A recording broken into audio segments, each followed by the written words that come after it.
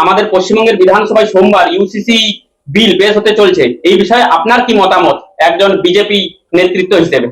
আমি সর্বপ্রথম আপনাকে ধন্যবাদ জানাই, শুভেচ্ছা জানাই।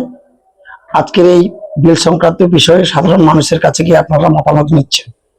আমি একজন বিজেপির কার্যকর্তা হিসাবে কিংবা এই প্রত্যন্ত গ্রামের একজন নাগরিক হিসাবে বলতে পারি, ভারতবর্ষ একটি গণতান্ত্রিক রাষ্ট্র। সেখানে গণতান্ত্রিকভাবে যদি এই রাষ্ট্র চলতে পারে, এখানে কিন্তু কোনো ভিন্ন কোনো সম্প্রদায়ের জন্য আলাদা আলাদা কোনো আইন থাকা উচিত নয়।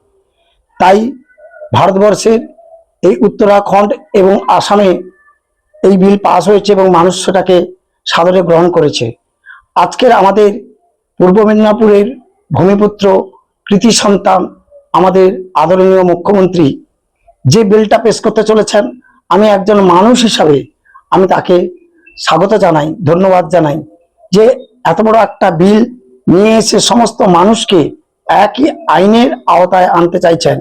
আমি এই কথা বলতে পারি যে এই আইনকে বা মুখ্যমন্ত্রীর এই উদ্যোগকে পশ্চিমবাংলার সমস্ত মানুষ, সমস্ত সম্প্রদায়ের মানুষ সাদরে গ্রহণ করবে।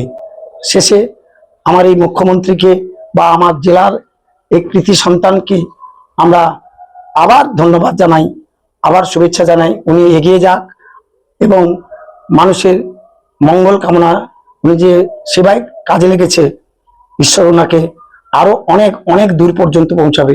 নমস্কার।